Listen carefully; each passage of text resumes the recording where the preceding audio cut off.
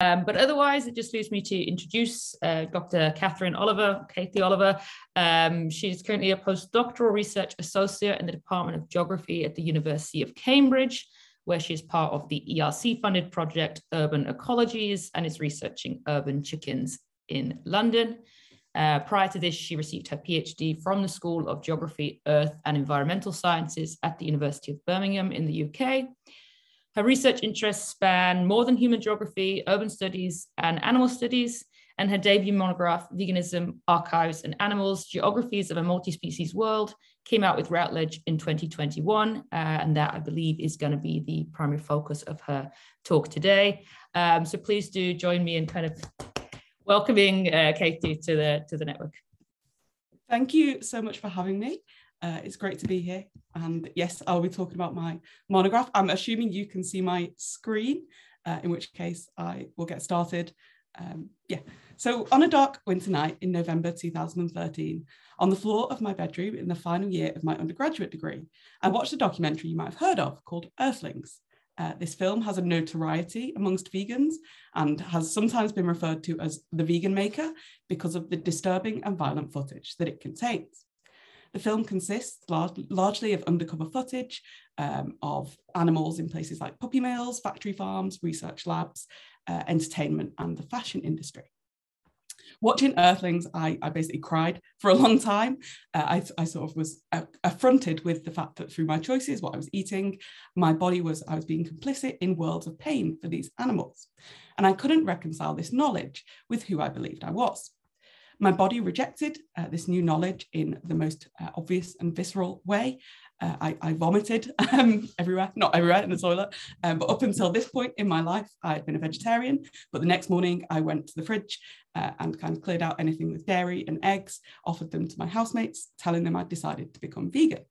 For months afterwards, at random times, I would feel kind of waves of horror and disgust come over me, leading to many nights of crying and anger that I could see now everywhere that I turned.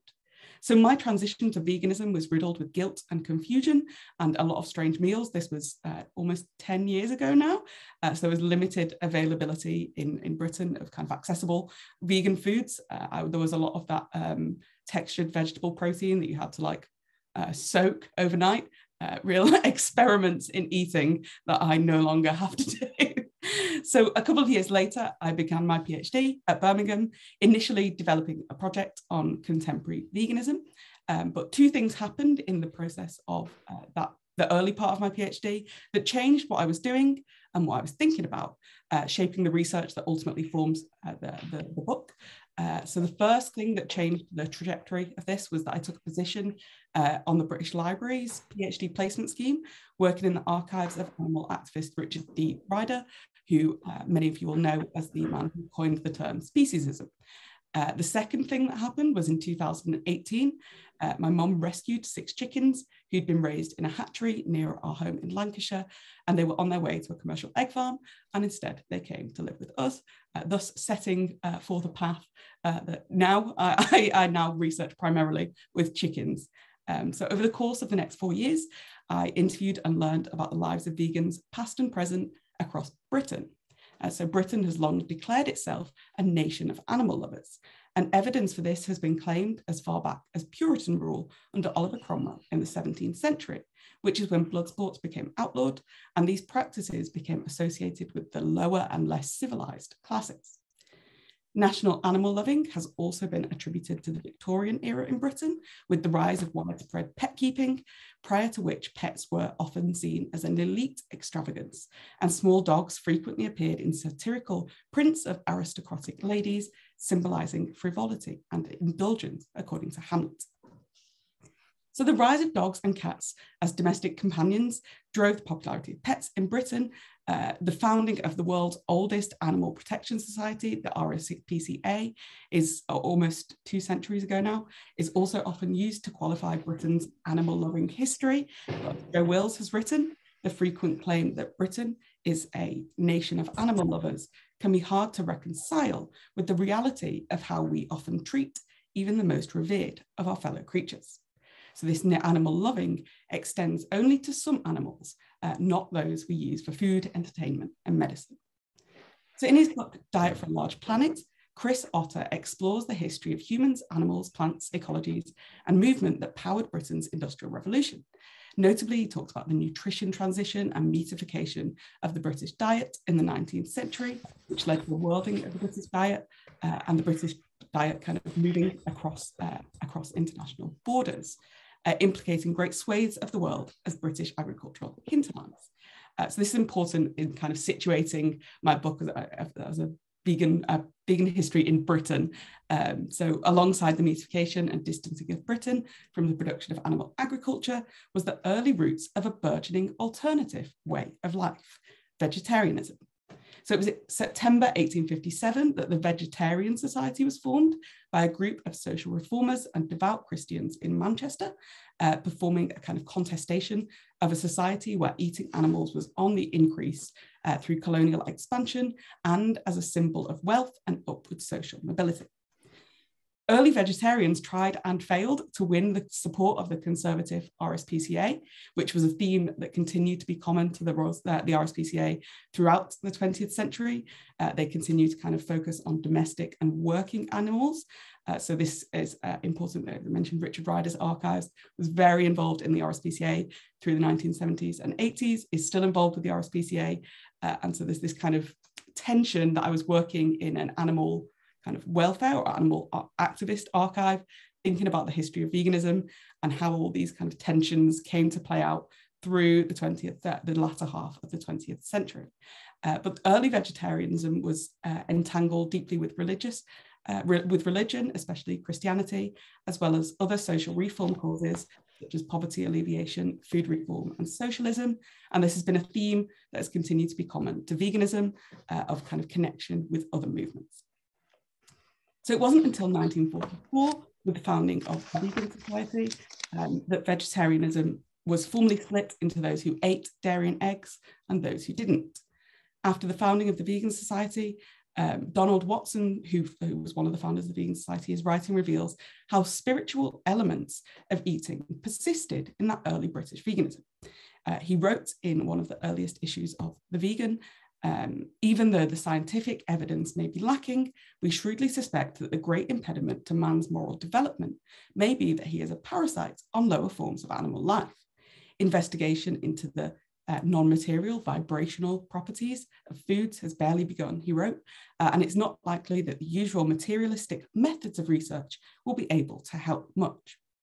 But is it not possible that as a result of eliminating all animal vibrations from our diets, we may discover the way to really healthy cell construction and a degree of intuition and psychic awareness unknown at present? As the Vegan Society made all of their back issues of the vegan public fairly recently, so I spent some time with those early issues, looking at kind of the roots of veganism in Britain and also the connection between veganism and the land. So a few years later in the same publication, there's also kind of the roots of the precedents of one of the environmental roots of veganism, especially to soil, but also to national security and self-sustenance. This connection between veganism and soil has increasingly interested me kind of after the book. So there's not much on, there's a little bit on soil in the book, but it's become increasingly interesting to me. So Douglas Semple wrote, who's another kind of early member of the Vegan Society, wrote in 1945 that the question of growing health foods is of real national importance, for no nation can be well which ignores the cultivation of its soil. We are taking a long time to learn that although we have a most fertile soil, in Britain we are practically a landless people.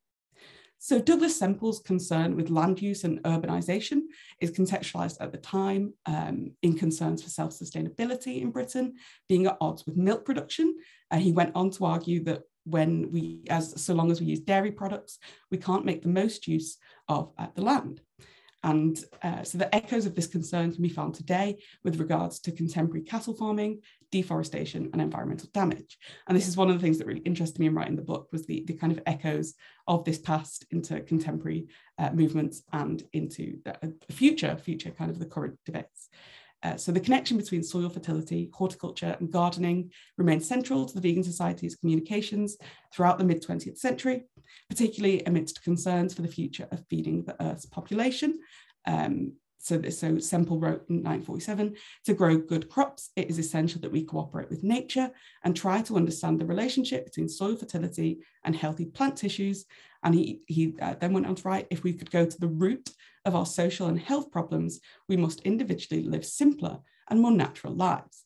And these again are some of those debates we still see playing out today. Do we turn to tech meat? Do we turn to kind of cultivating the land differently? So the same kind of debates have been echoing through the vegan movement for almost a century. So animal activism, vegetarianism and veganism have long been entangled with British society, not just as an alternative way of living, but as deeply ingrained with and responding to wider social, cultural and political issues. In my book, I pick up the threads of activism and veganism across historical and contemporary landscapes of veganism in Britain, where contemporary veganism has its roots as a political and ethical movement dating back to about the 19th century. And where veganism has become or has been deeply entangled with other social reform and justice movements as well. So the book itself takes place over 3 parts, one in the archives, the second is primarily through interviews, and the third is a kind of ethnography with chickens. So before I talk a little bit more about the 3 main sections, I want to talk briefly to the question of why vegan geographies, as we just had a conversation before you arrived about what vegan geographies is, where it's come from, where it's going, and why there isn't more of it. So I'll just leave it on this screen actually. So veganism has firmly entered the mainstream. Every supermarket has at least one aisle, if not multiple, dedicated to vegan products, certainly here in Britain, across Western Europe, North America. In many places, eating out as a vegan no longer means going to a vegan-only restaurant or just eating chips and a salad. Most places have a kind of dedicated vegan menu, and even if they don't, they know what a vegan is. But do they really? Or has vegan become synonymous with a dietary preference? The other day, I actually went and ordered a coffee, and when I asked for it with oat milk, he asked if it was an allergy or a preference. And I didn't know what to answer because it wasn't an allergy or a preference. But the kind of corporate greenwashing or the mainstream discourse around veganism would have us believe otherwise. It's this preference. So by distilling veganism down to something that can be packaged, marketed and sold, there's a kind of battle going on for what veganism is. So why has veganism taken off like this? Why has it been so seemingly easy to co-opt almost? And why should geographers care? So to get to the heart of some of these questions, it's vital to note how veganism has become palatable, not just through corporate capture, but also through the de-radicalization of activist organizations, something that Corey Wren has written about, who I think is in the room. In addition, the focus of veganism has shifted, not just from animals, but also more onto humans, human health. And while there has been connections made between the health and vitality of animals, humans and the land in veganism, the latter 2 of these, humans and more recently the land and the environment, have really been the focus of lots of campaigning in the last few years. So if we become vegan, according to these kind of logics, human health will improve, public health risks might decrease, and the environment might recover. The world will be saved by this kind of veganism, these kind of vegan narratives, but for who? In the book, I look at the effects of these changing motivations and practices to explore how veganism travels through space, through time, society, and culture, and how the boundaries of the vegan community are being reconfigured in kind of real time, perhaps even morphing the definition of veganism itself. And so there's a bigger conversation going on about the definition of veganism. So does veganism, as Richard White has argued, require a radical politics or ethics? Or as Jan Dukowitz and Jonathan Dickstein recently contended, is it a matter only of what we do? The answer, as it usually is for geographers, is that it's complicated and spatially kind of contingent.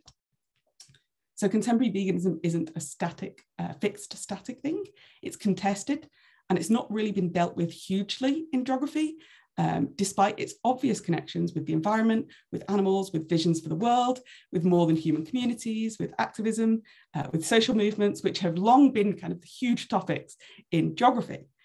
Its absence is even more confusing when we delve into how deeply and consistently veganism has engaged with the future of the planet. So even going back to those early archives of the Vegan Society, the environment, self-sufficiency, land, that has all been kind of at the center.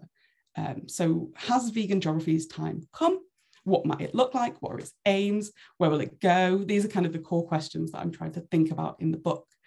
So vegan geographies, my kind of understanding or thinking around this, is that vegan geographies isn't just taking veganism as an object of study.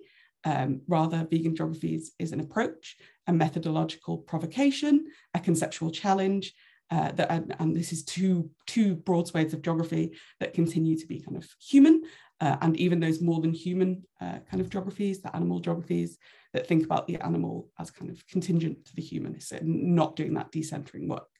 So the ethics, practices, intentions, the foundation of geography can be put into question through vegan geographies, and future innovation, adaptation, and engagement of the discipline with the world that we're in and the one that we're looking to in the future might be at stake. So in the wake of the book and my current research, which I will talk about at the end, I think, if I have time, I've become increasingly concerned with what a vegan relationship with the land and place looks like.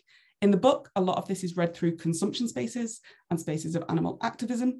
However, veganism has obviously, since its inception, been concerned with way more than that. And so I open with this question of connectivity between veganism of people, animals, and the environment. And here I think geographical study, I'm going on the record saying this apparently, has long fallen down in ignoring veganism, which I will come back to later. So now I think I'll take you through kind of some of the ideas in the book in 3 parts: on history, on the present, and on the future, which are the 3 parts of the book, before returning to these questions here. So I'm going to give you a kind of more detailed kind of British veganism thing. So vegetarianism and veganism as ethical practices, not necessarily under those labels, have myriad diverse histories around the world with evidence of deliberate avoidance of animal products dating back about 2,000 years.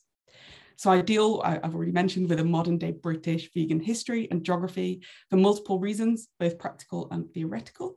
In this British history, the organised ethical and political movement in Britain that centres around the vegan society can be traced formally back to, as Kate Stewart, Iris Crane and Matthew Cole have recently been researching, to Donald and Dorothy Watson in Leicester in 1944. So in 1944, Vegan Society was formed, but it was not until 1949 that one of its very early members, Leslie Cross, pointed out that there was no definition of vegan. And over the next 40 years, the definition that I'm sure we're all familiar with today, that the Vegan Society came up with, was expanded into that one that we use today, which is veganism is a philosophy and way of living, which seeks to exclude, as far as is possible and practicable, all forms of exploitation of and cruelty to animals for food, clothing, or any other purpose. And it's longer than that, but that's the basic gist of it. I'm sure we all know what it is. So animal activism, vegetarianism, veganism have long been entangled with British history, society, and cultures, not as an alternative way of living, but as ingrained with and responding to the wider society. So just before I move on to talk about what the archival work in the book does, I do want to sort of point out the flaw in the book is that the access is around the access to the archives that we have access to as researchers. And so the archives that I had access to were basically the stuff the Vegan Society put online, so formal publications. And then I was in Richard Ryder's archive at the British Library, and he had a particular view on a particular place in the animal activist movement. And it wasn't as a vegan, it was as a kind of animal rights or an animal welfare person. So it's a particular lens. And one of the kind of big problems with researching those kind of activist archives is that much of it hasn't survived. So there aren't necessarily huge archives of vegan activism or animal activism, potentially because people aren't interested, potentially because it hasn't survived. People don't have the means to keep it. So Richard Ryder had the capacity to keep these archives of like 50 years, right? And not many activists and people would have. So the historical research in my book was undertaken in the uncatalogued, and at the time it wasn't publicly available. It is now publicly available, archives of Richard Ryder. Richard Ryder, born in 1940, is a man who has worn many, has been a psychologist, an ethicist, a historian, a political campaigner, a writer, and a campaigner for animals. Amongst many other things, actually, he's done a lot. So as a child, he has spoken about seeing a blackbird dead on the street set him to thinking about animals as sentient subjects, as beings who could feel pain, and about how pain was a moral issue, not just for humans, but for animals as well. In 1970, Richard Ryder's story goes, he was in the bath pondering these questions of animal pain when he had a eureka moment. The oppression of animals was structural, like racism or sexism, and could be explored under the term that he coined, speciesism, which is familiar to many of us today. Ryder at this point had already been speaking closely with Bridget Brophy, a writer and campaigner who had published a short article in the Sunday Times in 1964, but I've not written the date down, but that's what I'm going to go with. And she'd written a short article called The Rights of Animals. Ryder and other commentators like Kim Stallwood have since positioned Brophy's article as triggering the formation of the animal rights movement in Britain. Brophy was also instrumental in introducing Ryder to the Oxford group in the early 1970s, whose members were primarily Oxford philosophy graduate students, like Rosalind Godlovich, Stan Godlovich, and Peter Singer. Robert Garner and Yewande Okalai recently published a book on this group, on their formation, their kind of lasting influence on animal rights. In my book, I'm less concerned with the group itself, than with how the group used their kind of influence, their connections, and particularly their friendship and their power to stake a claim on the animal movement of the 1970s in Britain. So what does it mean to form an animal rights movement? When veganism had existed for many years, formally under the Vegan Society, vegetarianism for over a century at this point in Britain, but animal rights, the animal rights movement was declaring, kind of at the centre, was declaring something different. They took a particular stance on what a just society looked like and how animals should be treated. They believed that a rational argument for justice was the best route to achieve this. And entangled with this political aim was a deliberate desire to defeminize animal activism, to rationalize it, to make it socially acceptable. The animal movement was founded on women's labour in the 19th and 20th centuries. For pioneering women activists, the plight of animals was a social justice issue at the heart of British life and often was undertaken in conjunction with other feminist work for humans. So women's advocacy for animals was ethically and politically motivated for a more caring society, but its belonging and practice by wealthy white women, according to kind of the animal rights ideology, delegitimized its power. It was depicted as a pastime of those with little else to occupy themselves. So as Ryder and the Oxford group claimed, the animal cause legitimized their advocacy by distancing themselves from this kind of feminized love, empathy for animals, an attitude that's persisted into the recent history of movement. In an interview with the British Library in 1998, Ryder talks directly about these attitudes, talking about those involved in animal advocacy in the 1970s. So when he joined the movement, he talks about those kind of eccentric, old-fashioned, almost humorous figures who were easy to laugh at. And so he said in this, and dismiss, he said in this interview with the British Library, they were people who were the unemployed middle class. They were, and this sounds a bit sexist, the wives of people who were earning enough money for them to have entirely free, unemployed lives. So in the first part of the book, I'm really looking at what was going on with the kind of the animal activism through this archive, what kind of ideas it presents, what kind of ideologies it presents. And so I offer a kind of historical geographical intervention that engages with these different political and social movements for animals in Britain, and building out from there to think about the contemporary history of animal activism and how it continues to affect us today. And kind of one of the difficult things about this was working in an animal activism archive and looking at veganism, and they're not the same thing, and they get kind of easily confused, and particularly when presenting to audiences not familiar with veganism, in kind of separating out animal rights, animal welfare, animal activism, veganism. And so it became this real problem of how do you do this research? How do you do research on these archives that's kind of partial? And so it's that this part of the book is really about who gets to tell those histories, who gets to kind of shape the movement, and what kind of power and what relationships are playing out there. And so when I came to the kind of end of my time in the archives, I really felt like I'd lost some connection to animals. I hadn't meant to do archival research. I'd meant to do kind of contemporary research, and it was just an opportunity came to do it. And so then I really kind of shifted gears when I left the archives and tried to reconnect to the contemporary movement and eventually to animals themselves. So in the second part of the book, I shift gears into contemporary veganism, drawing primarily on interviews with various people, some of whom had been vegan for decades, others who had been recently vegan. And I talk about many things in this part of the book. But the pulse that kind of binds it all together, and thinking about the contemporary movement and how this is different to that animal rights impulse, is that people talked a lot about veganism as an embodied knowledge. And this is an idea I've worked with since.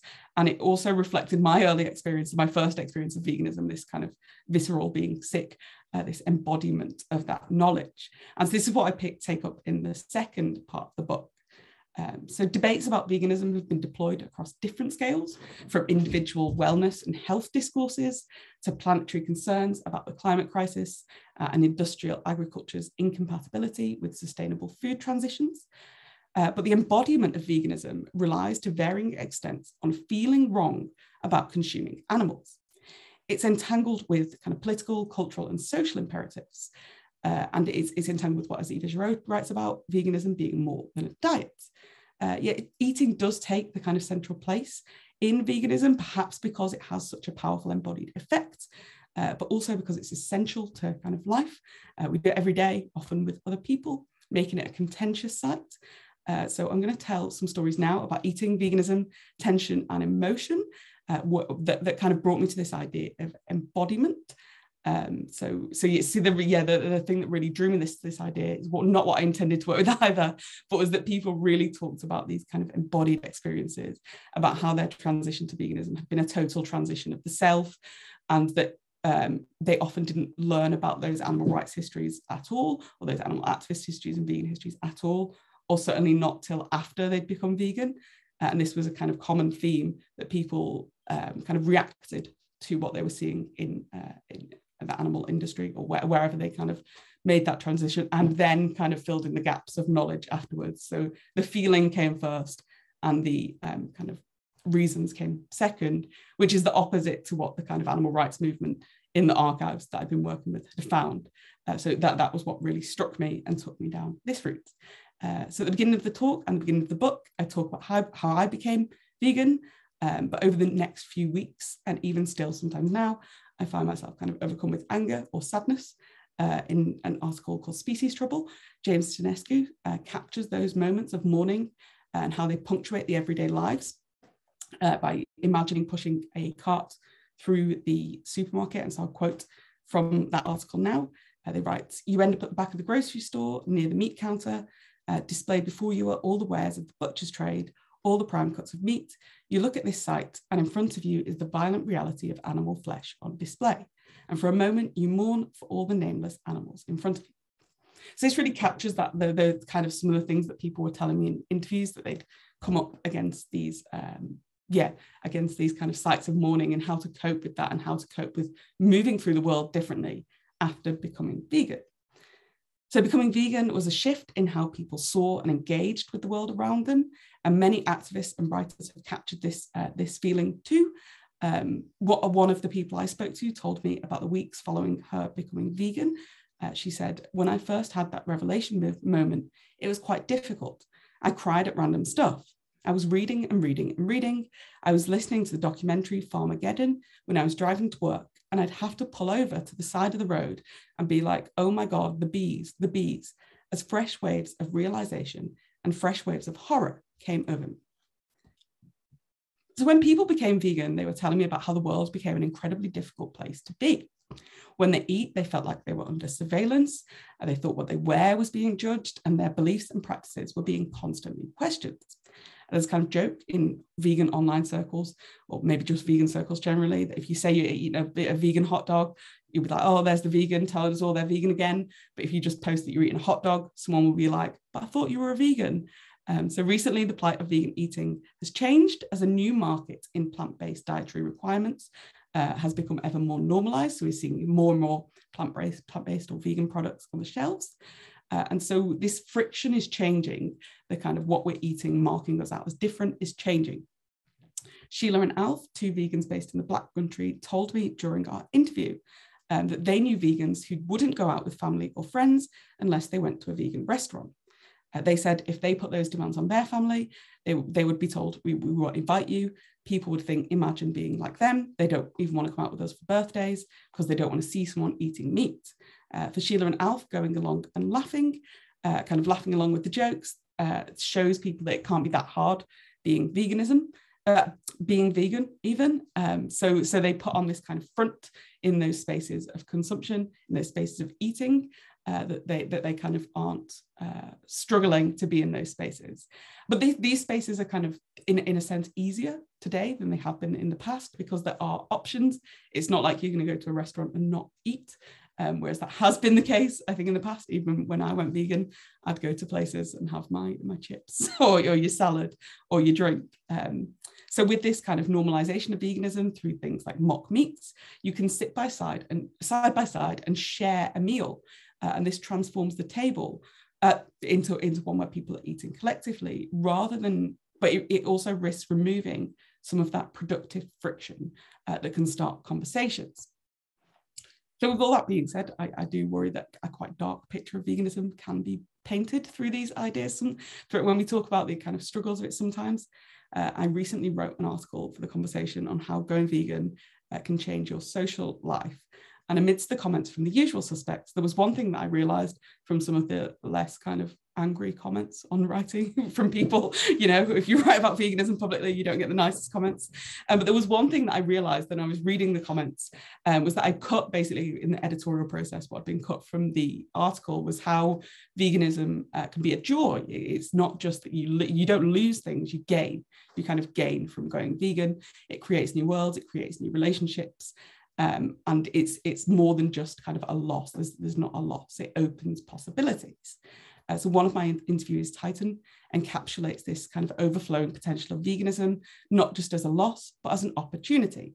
So Titan said to me in our interview, it's impossible to talk about veganism without drawing it into a billion other discourses. Not only is collaboration possible, but it's vital. People are so desensitized to social issues that we must provide a unified voice. Consider you have an in-depth discussion with someone about the importance of veganism for hours, maybe over the course of several days. At the end of it, they go home and they have a lot to think about. They find some arguments for and against what you talked about, mostly against because this is online. Maybe they change their mind or maybe they don't. The alternative, you have a discussion about the interrelated issues of modern culture and society, veganism, environmentalism, capitalism, racism, feminism. They go home and they're browsing articles, discussions, academic articles. They can't stop noticing how that thing you said about injustice kind of applies here and there and here too. And suddenly the world is exciting and new and terrible. So Titan sort of talks about how veganism can be this opportunity to connect, to think about the world in a different way. So it's not just that the world becomes terrible, but the world also becomes exciting. So thinking with veganism works in the mode of kind of staying with the human trouble, where the human body can be the medium through which we understand entangled ideas and experience the world in new ways. Following philosopher George Yancey, the body can also be a contingency, a battlefield, constantly remade across history and space, both human and animal. So moving beyond the individual body to the collective body, veganism might be understood as a kind of expansive social body. In understanding veganism's connectivity with animals, humans, and the world, they are ethically and politically compelled to center animals and the world outside of anthropocentric imaginations. So this is important to vegan geographies and to veganism, to what Titan says about connectivity. The choice to become vegan isn't a loss. It's a new and transformed way of seeing the world, of experiencing the world, and of imagining the future. So part 2 really thinks about the body and embodiment, as a kind of source of these relational knowledges of veganism. So veganism isn't just a practice, but as an embodiment of not eating the other. The boundaries of the body are permeable, as Anne-Marie Moll has written about. When we consume, our bodies become implicated in violence or in liberation or anything in between with kind of material consequences. So veganism asks distinctly geographical questions of whose body my body consumes, what processes and systems am I implicated in by consuming those bodies, and how might our bodies be differently implicated in one another. So this is where the book gets to at the end of part 2, setting the scene for another kind of opportunity to think about veganism and the world differently. So part 3 of the book takes a different turn. It's about chickens. And chickens are the most amazing birds. I have to say, I love chickens, but I never really thought about chickens at all 6 years ago or so, which is when we got our first chickens. I'm not convinced before we rehomed these chickens that I'd ever really thought about or even met a chicken in any kind of substantial way. I'd seen them maybe in passing at things like petting zoos, but not interacted really deeply with a chicken. I've never eaten chicken. I did eat eggs for most of my life, but I never even thought really about the place of an egg in societies. So part 3 of the book is about my life with 6 chickens, which seems a bit random, but it's not that random. It's about how kind of these vegan futures or futures with animals after veganism might look on a very small scale. It's about thinking about what living with a farmed animal in practice might mean in thinking about vegan geography. So it's about the necessity to attend to animal lives, to explore if veganism means anything to them, and to ask how deliberate cultivations of space and relationships must be ingrained in these vegan practices. I'm still working with chickens, so I have lots and lots to say about chickens. But what I also want to say is this part of the book was the research and the writing was the hardest bit for me to write. So I'm just going to read kind of passages from the book. Because I found it really hard to write about the chickens in a way that felt like it reflected those experiences. Not properly. I don't know what the word is. Anyway, so chickens didn't ever much cross my mind before I became vegan. Not exactly the most charismatic creatures, chickens were both distant and distanced, absent from my daily life. Their archaic feet were more monstrous than endearing, their flightless wings strange and distorted, and their red combs too fleshy and unreadable. Before veganism, thinking or trying not to think of chickens as the layers of eggs was the extent of my attention, probably. Knowing that an egg comes from a chicken is worlds away from knowing how an egg comes from a chicken. So an egg, its shell, coloured in the middle of pale brown and white, contains a pale yellow or deep orange yolk and an albumin egg white. Eggs have cultural significance in historical and contemporary religions, traditions and ritual practices, as well as being symbolically important in celebrations as a symbol of life, rebirth, and rejuvenation. So laying hens, so the egg has all this kind of cultural, historical significance. That's not what we think of when we think of an egg. We just think it's an egg. It's kind of this almost devalued product. So laying hens are defined by their eggs. Their bodies and lives are valuable only in terms of the quality, quantity, and speed at which they can produce. So it's not from the book, but chickens have kind of grown twice the size in half the time. That's kind of one of those facts that everyone kind of sees. The broiler chicken has grown. It's this kind of monstrous animal, but the layer hen has actually seen over the last century huge transformations at the kind of genomic level in how they have been bred to produce, how they've been selectively bred and kind of engineered as well. Their diets have been engineered to produce particular kinds of eggs. So I begin with the egg to kind of contextualize their lives. The unexceptional egg can take on a different meaning and matter in the backyard. Becoming vegan transformed my feelings about and towards eggs. They were kind of revealed as products of pain and death. The egg became this holder of violence in my vegan imagination. It became sinister and unworldly, opposed to a reimagining in which humans and chickens might live together.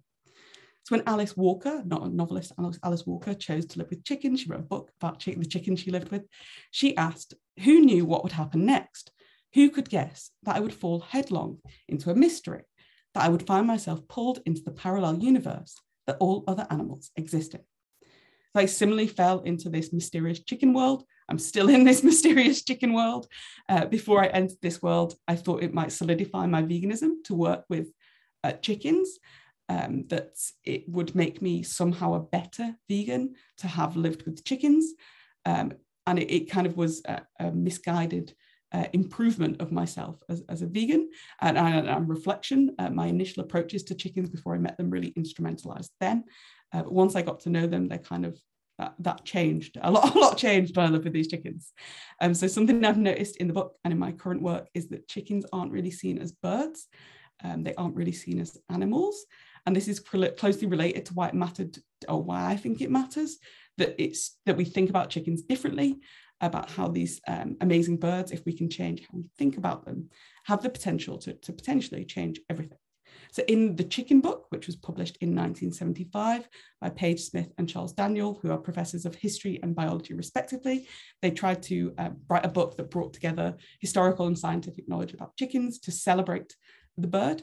But in a chapter on the massification of egg and meat production, they wrote, the authors have come to feel that somehow the fate of all of us is entwined in the fate of that once familiar and commonplace bird, the chicken, an endangered species. Surely creatures raised like those we have described, feathered bipeds bearing a superficial resemblance to the chicken, will continue to exist. But, and one must insist on this, they will not be chickens and their eggs will not be eggs. So basically arguing that these transformations in the chicken, both the broiler and the layer, meant that these birds weren't chickens anymore, they were a new species. And this is sort of true. The broiler chicken has been defined as a kind of new morpho species that is genetically different to chickens before. But I have to disagree with the idea that these aren't chickens. They just don't have the opportunity to be chickens.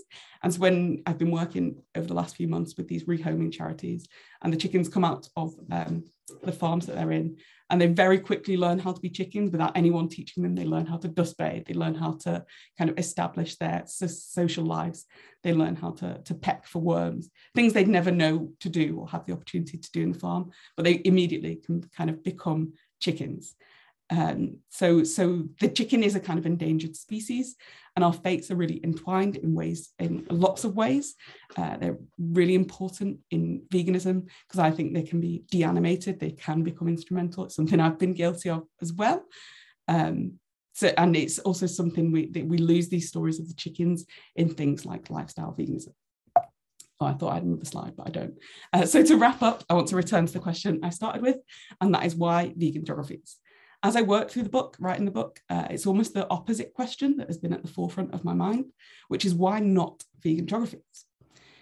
Veganism raises distinctly geographical questions at the scale of the body, at different scales of community, at regional and national levels, and also at a planetary level. In my experience, it's not just that geography hasn't taken up veganism, but there is an active hostility towards it, which bears resemblance to what Matthew Cole and Karen Morgan wrote about vegophobia in UK media discourses. But in geography, there's those same kind of reactions to it. Nobody wants to claim, or nobody wanted to claim vegan geographies. No, it was never kind of accepted in activist geographies or food geographies or environmental geographies. It was kind of this hot potato almost. This has made it difficult to publish on vegan geographies and build that kind of genealogy. It's almost like starting from zero, looking outside of geography a lot of kind of vegan sociology, animal studies, to build that in. But it's kind of missing that deep geographical work in the discipline. So veganism is not just an object of study, and I think this is where the crux of the problem might lie. It's maybe the ambitions of a vegan geographies might be too radical or too big as an ethic, a politics, a practice, theoretical, conceptual, and material, and it can be taken in many directions. So instead of the opportunity for a rich breadth of scholarship across geographies, subdisciplines, it's been sort of ignored. But there is now a kind of rush to claim veganism as it is mainstreamed. And in that claiming of veganism, there's the possibility that it might be diluted or misrepresented, separated from its histories as if it's just emerged. That's one of my biggest concerns, that these kind of long historical roots are going to be ignored. But potentially it could also flourish, being taken up as an intervention and a challenge to areas of geographies like more than human geographies and animal geographies. So so that's my thinking for the future. I think I'll actually stop there because I think I've talked for long enough. And and thank you for listening as well.